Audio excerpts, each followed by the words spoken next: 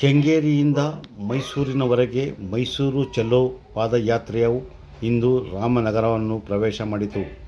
ನಗರದ ಹಳೆ ಬಸ್ ನಿಲ್ದಾಣದಲ್ಲಿ ಸಾವಿರಾರು ಸಂಖ್ಯೆಯಲ್ಲಿ ಸೇರಿದ್ದ ಕಾರ್ಯಕರ್ತರನ್ನು ಉದ್ದೇಶಿಸಿ ಮಾಜಿ ಮುಖ್ಯಮಂತ್ರಿ ಯಡಿಯೂರಪ್ಪ ಮಾತನಾಡಿದರು. ಯಾತ್ರೆ ಮೂಲಕ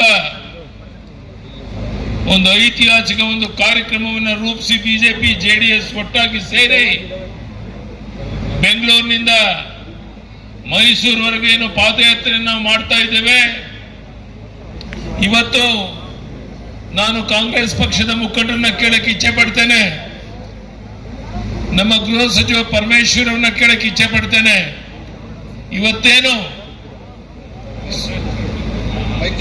ಸ್ವತಃ ಈ ರಾಜ್ಯದ ಮುಖ್ಯಮಂತ್ರಿ ಒಂದು ದೊಡ್ಡ ಹಗರಣದಲ್ಲಿ ಸಿಕ್ಕೊಂಡಿರ್ಬೇಕಾದ್ರೆ ಅವರ ಪರವಾಗಿ ಮಾತನಾಡುವಂತ ನೈತಿಕ ಹಕ್ಕು ನಿಮಗಿದೆಯಾ ಅಂತ ನಾನು ಕೇಳಕ್ಕೆ ಇಚ್ಛೆ ಪಡ್ತೇನೆ. ಬಹುಶಃ ನಮ್ಮ ದೇಶದ ಇತಿಹಾಸದಲ್ಲಿ ಒಬ್ಬ ಮುಖ್ಯಮಂತ್ರಿ ಸುಮಾರು 14 ಸೈಟ್ಗಳನ್ನ ಮೂಡಾದಿಂದ ಪಡೆದು 60-40 ಸೈಟನ್ನ ಸ್ವತಃ ಸಿದ್ದರಾಮಯ್ಯನವರು ಹೇಳೋ ಪ್ರಕಾರ 60 ಕೋಟಿಗೂ ಹೆಚ್ಚು ಬೆಲೆ ಬಾಳುವ ಸೈಟನ್ನ ಏನು ಲೂಟಿ ಮಾಡಿದ್ದಾರೆ, ತಮ್ಮ ಹೆಂಡತಿ ಹೆಸರಿಗೆ ಬದಲಾವಣೆಯನ್ನು ಮಾಡಿಕೊಂಡಿದ್ದಾರೆ. ನಾನು ಕೇಳ್ತೇನೆ ಕಾಂಗ್ರೆಸ್ ಮುಖಂಡರಿಗೆ, ಇದು ನಿಮಗೆ ಸಹಮತ ಇದೆಯಾ? ಪ್ರಜಾತಂತ್ರ ವ್ಯವಸ್ಥೆನಲ್ಲಿ ಈ ರೀತಿ ಲೂಟಿ ಹಗಲು ದರೋಡೆ ಮಾಡ್ತಿರುವಂತ ಕಾಂಗ್ರೆಸ್ ಪಕ್ಷವನ್ನ ಇವತ್ತು ಜನ ತೀರ್ಮಾನ ಮಾಡಿದ್ದಾರೆ. ಮುಂದಿನ ಚುನಾವಣೆವರೆಗಲ್ಲ, ಆದಷ್ಟು ಬೇಗ ಅವ್ರನ್ನ ಕಿತ್ತು ಒಗಿಬೇಕು ಅನ್ನುವಂಥ ತೀರ್ಮಾನಕ್ಕೆ ಜನ ಬಂದಿರೋದಕ್ಕೆ ಈ ಒಂದು ಜನಸ್ತೋಮವೇ ಸಾಕ್ಷಿ ಅಂತ ನಾನು ತಿಳ್ಕೊಂಡಿದ್ದೇನೆ. ಬಂಧುಗಳೇ, ಈ ಪಾದಯಾತ್ರೆ ಮೈಸೂರಿಗೆ ತಲುಪಿದಾಗ ನನಗನ್ಸುತ್ತೆ ಸುಮಾರು 2 ಲಕ್ಷಕ್ಕೂ ಹೆಚ್ಚು ಜನ ಅಲ್ಲಿ ಸೇರಿ ಈ ಒಂದು ಭ್ರಷ್ಟ ಕಾಂಗ್ರೆಸ್ ಪಕ್ಷವನ್ನ ಕಿತ್ತಾಕುವಂತ ಒಂದು ತೀರ್ಮಾನವನ್ನ ಏನು ಮಾಡ್ತಾ ಇದ್ದೇವೆ.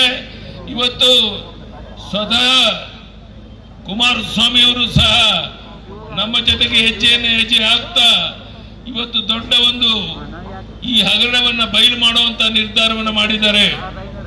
ಬಂಧುಗಳೇ, ಇವತ್ತು ಬಿಜೆಪಿ ಜೆಡಿಎಸ್ ಈ ಹೊಂದಾಣಿಕೆ ಬರುವಂತ ದಿವಸಗಳಲ್ಲಿ ನಾವು 140-150 ಸೀಟನ್ನ ಗೆದ್ದು ಕರ್ನಾಟಕ ರಾಜ್ಯದಲ್ಲಿ ಮತ್ತೊಮ್ಮೆ ಸರ್ಕಾರ ರಚನೆ ಮಾಡುವಂತದ್ದು ನಿಶ್ಚಿತ. ಇದನ್ನು ತಡೆಯೋದಕ್ಕೆ ಯಾವನಿಂದ ಸಾಧ್ಯ ಇಲ್ಲ ಅನ್ನುವಂಥದ್ದು ನಿಮ್ಗೆಲ್ಲರಿಗೂ ಗೊತ್ತಿರುವಂತ ಸಂಗತಿ.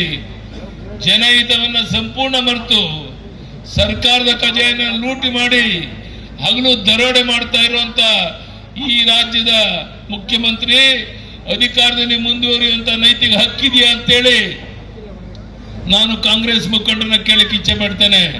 ಬಂಧುಗಳೇ, ಬಹುಶಃ ಈ ದೇಶದ ಇತಿಹಾಸದಲ್ಲಿ ಮೊದಲ ಬಾರಿಗೆ ಮೂಡಾದಲ್ಲಿ ಸುಮಾರು ಕೋಟ್ಯಾಂತರ ರೂಪಾಯಿ ಬೆಲೆ ಬಾಳುವಂತ, ಅವರ ಪ್ರಕಾರನೇ 60-70 ಕೋಟಿ ಬೆಲೆ ಬಾಳುವಂತ 14 ನಿವೇಶನಗಳನ್ನ 60-40 ನಿವೇಶನಗಳನ್ನ ಮೈಸೂರು ವಿಜಯನಗರದಲ್ಲಿ ಪಡೆದಿರುವಂತದ್ದು ಅಕ್ಷಮ್ಯ ಅಪರಾಧ.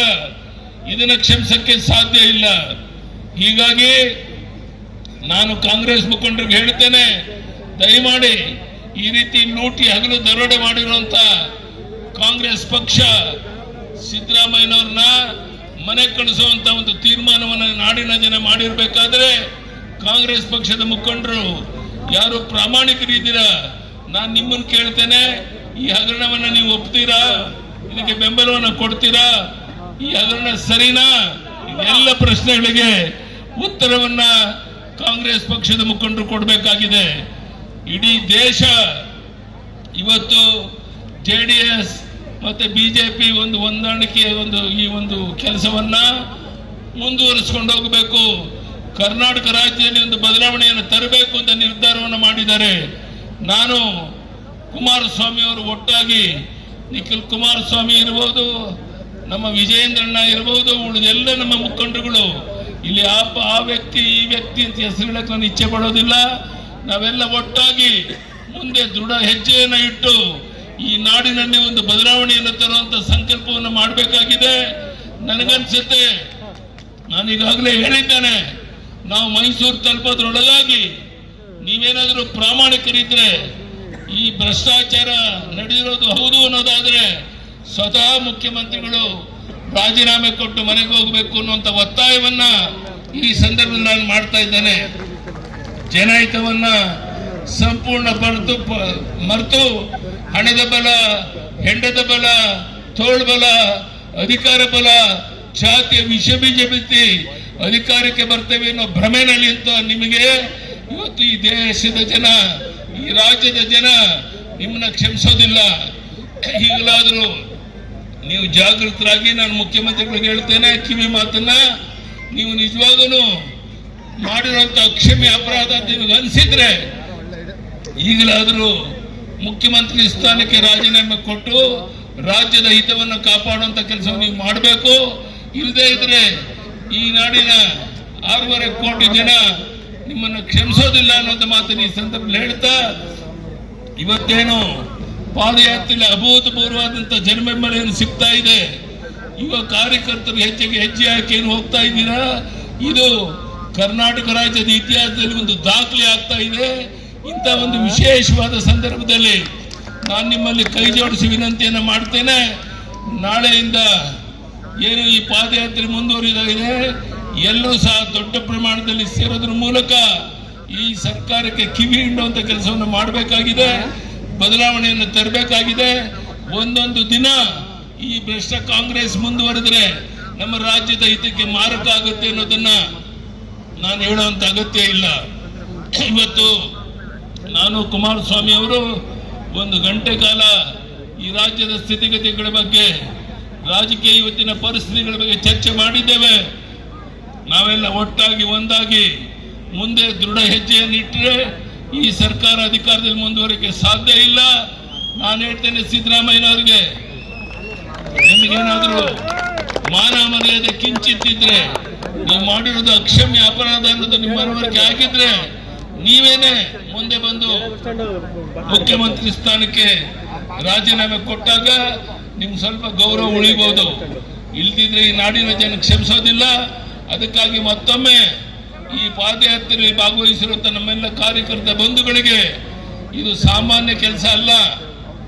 ಪಾದಯಾತ್ರೆ ಮೂಲಕ ಬೆಂಗಳೂರಿನಿಂದ ಮೈಸೂರಿವರೆಗೆ ಹೊರಟಿರುವಂತ ಐತಿಹಾಸಿಕ ಈ ಕಾರ್ಯಕ್ರಮ ಕರ್ನಾಟಕ ರಾಜ್ಯ ಇತಿಹಾಸದಲ್ಲಿ ಒಂದು ದಾಖಲೆ ಆಗೋದಿದೆ. ಬಹುಶಃ ಇದನ್ನ ನಾವೆಲ್ಲ ನೆನಪು ಮಾಡಿಕೊಂಡು ಒಟ್ಟಾಗಿ ಒಂದಾಗಿ ಹೆಜ್ಜೆ ಇಡೋಣ. ಈ ಸರ್ಕಾರವನ್ನ ಮನೆಗೆ ಕಳಿಸೋವರೆಗೆ, ಸಿದ್ದರಾಮಯ್ಯನವರು ರಾಜೀನಾಮೆ ಕೊಡೋವರೆಗೆ ನಮ್ಮ ಹೋರಾಟ ಮುಂದುವರಿಯೋದಿದೆ. ಅದಕ್ಕೆ ಎಲ್ಲ ರೀತಿಯ ಸಹಕಾರ ನೀವು ಕೊಡಬೇಕು ಅನ್ನುವಂಥ ಮಾತನ್ನು ಈ ಸಂದರ್ಭದಲ್ಲಿ ಹೇಳ್ತಾ, ಮತ್ತೊಮ್ಮೆ ಇಷ್ಟು ದೊಡ್ಡ ಸಂಖ್ಯೆಯಲ್ಲಿ ಪಾದಯಾತ್ರೆಯಲ್ಲಿ ಭಾಗವಹಿಸಿರುವಂತ ನಮ್ಮೆಲ್ಲ ಕಾರ್ಯಕರ್ತ ಬಂಧು ಭಗಿನಿಯರಿಗೆ, ಮಾಧ್ಯಮದ ಸ್ನೇಹಿತರಿಗೆ, ವೇದಿಕೆ ಮೇಲಿರುವಂತ ಎಲ್ಲ ಮುಖಂಡರಿಗೆ ವಂದನೆ, ಅಭಿನಂದನೆ ಸಲ್ಲಿಸಿ ನನ್ನ ಮಾತನ್ನು ಮುಗಿಸ್ತೀನಿ.